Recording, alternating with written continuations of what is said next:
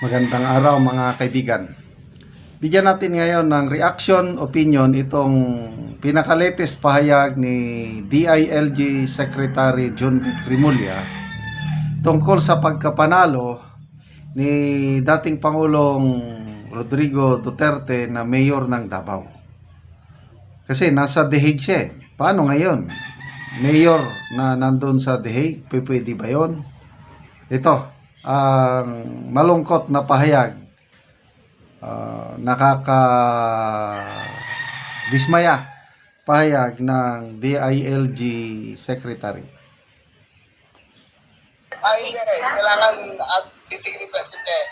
So, in capacity na hindi na kayang magsilbi, ang Vice Mayor muna ang Si Vice Mayor President. Oo. But we recognize Mayor Verdi as the duly elected mayor po. Hindi. Kailangan at physically present eh. So, in capacity na hindi na kayang magsilbi, ang Vice Mayor muna ang Si Vice Mayor President. Oo. But we Sabay. recognize Mayor Verdi as the duly elected mayor po. Hindi. Kailangan at physically present eh. So, in capacity na hindi na kayang magsilbi, ang Vice Mayor muna ang Si Vice Mayor President. Oo. But we recognize Mayor Verdi as the duly elected mayor po. Hindi. Kailangan at So yun, hindi daw pwede na maging mayor si Tatay Digong natin habang nakakulong siya sa Netherlands. So kung hindi pwede, si Vice Mayor Baste, elected Vice Mayor Baste, ang uupo na mayor. Ganon ang pagkakaintindi ko sa sinabi niya. Kailangan, again, pagkakaintindi ko lang ito kailangan uuwi sa Davao si Tatay Digong para makapagsilbing mayor. Ay di pa uwiin nyo, okay di ba sabi ng abogado niya, si Atty. Kaufman, they're hoping for the best na bago yung September 23 na hearing, baka makauwi na si Tatay Digong. Let's pray. Why not?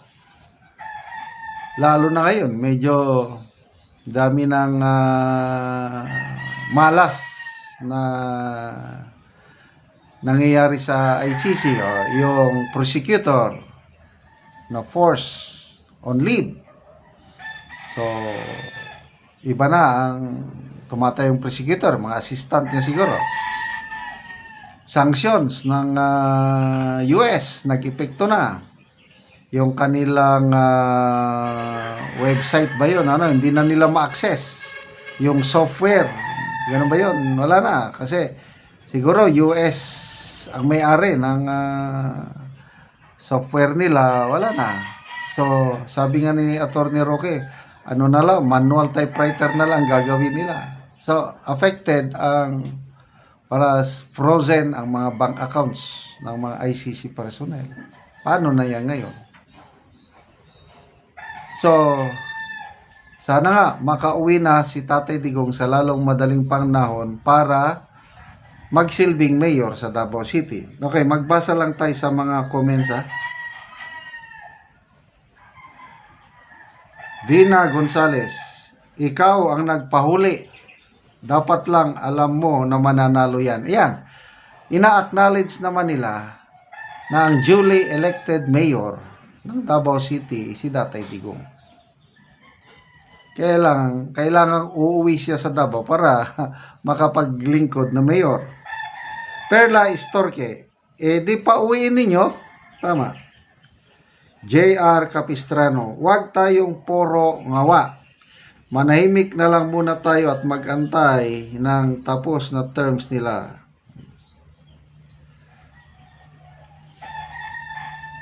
Michelle Santos, di ka pa nagre-resign. Balik ka na dito sa Cavite, mag-announce ka na lang kung may pasok o wala. Diyan siya naging sikat yung announcement, may pasok o wala. Julie Min Labog, Israel. Buti kinakaya nyo pa mag-stay sa pwesto nyo. PJ Gatwangko. Kala ko nag-resign na kayo. Drama lang pala. Ni ngagba lahat yun. Selena Alessandra Tan. Nandito na naman. Group effort. Ha ha ha. Okay, so group effort. Yan. Group effort. Kasalanan nyo yan. Sinasabi. Anyway, to me, it's a blessing in disguise. Sakali ha, na hindi siya pwedeng pagtrabahuin as mayor. To me, blessing in disguise. Bakit? Very stressful po ang buhay ng isang mayor ng malaking syudad kagaya ng Davao. So total, nanalo naman sila. They have proven their point, mga Duterte ba, na sila pa rin ang gusto ng taong bayan dahil lahat ng kalaban nila natalo. Sila nanalo, hindi lang landslide, kundi tsunami. Ang layo ng lamang nila sa mga kalaban. So bakit pa mag-act as mayor si PRRD na nandyan naman si Baste? Ang problema, kung ang vice mayor, example lang ito kung ang vice mayor nanalo, Nograles, problema yun. Sa akin, okay na lang. Para makapagpahinga si Tatay Digong, relax lang siya doon. Wala na siyang iisipin na mga problema ng siyudad. Kayang-kaya naman ni Baste. Noong una, marami ang nagduda sa kakayahan ni Baste. Ako rin. Sabi ko nung nanalo na siya, no? Kaya niya ito. Kasi yung background niya, surfer, happy-go-lucky. Kaya lang ngayon, ang daming nagsasabi na talagang more than qualified. Kung sa educational attainment or wala, underqualified siya. But yung nagawa niya as mayor ng Davao, sobra pa. Nadobli daw ang income ng Davao City ngayon. Nabasa ko lang, nakalimutan ko yung amount. Example lang kung nung panahon ni Mayor Inday Sara, 2 billion ang income ng Davao. Ngayon, naging 4 billion, something like that, yung income. Kaya ganon po galing na mayor si Mayor Baste. Kaya no problem. Sige. Pahingain lang natin ang ating Tatay Digong sa Davao. Okay, salamat mga kaibigan sa inyong pagtangkilik sa ating channel. Nakakatulong kayo ng malaki sa tribong Talandig ng Bukidnon dahil ang income sa channel na ito is pantulong sa tribo. Sa ngayon, namimigay tayo ng mga yero at pako para ma-repair ang sira-sirang bahay ng tribong Talandig. Panoorin nyo ang video na ito. Ang natagaan o gyero. Salamat sa gihatag sa kuha nga yero kay aron kindan sulit na ko maglisod sa pagpamas-an og kawayan. So mao na ni ang iyang balay nga katumbahon na gyud. Nga kawayan lang in town nga atop. O mao na ni ang atop ni Lolo Makita man gid nato nga mga gabok na gyud ang iyang atop nga kawayan.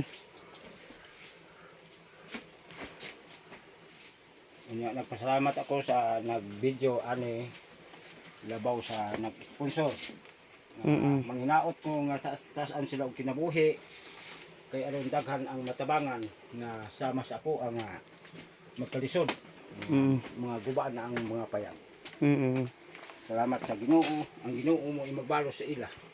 O karon no unsa imong maistorya nga abot na ang yero og makaatop na gyud ka og yero. Nagpasalamat ako sa nagtan-aw sa video ug nag-sponsor kay di na ni kuan ang kawayan, dili na ako magamit kay yung mga gabok naman, so pasalamat ako sa gihatag sa kuha. Kanya kini ang ako lang nga pag-ampo nga tas-an sila kinabuhi kay aron daghan ang pareha sa ako nga matabangan. Salamat sa Ginoo nga gihatag niya sa ako ang panalangin nga naay maluoy sa ako Tas ang sila og kinabuhi. Kay aron daghan ang matabangan nga sama sa ako. Oo, sige lo, salamat. Salamat. Oo. Mao na gid na ang itsura sa gawas kabahin sa balay ni Lolo.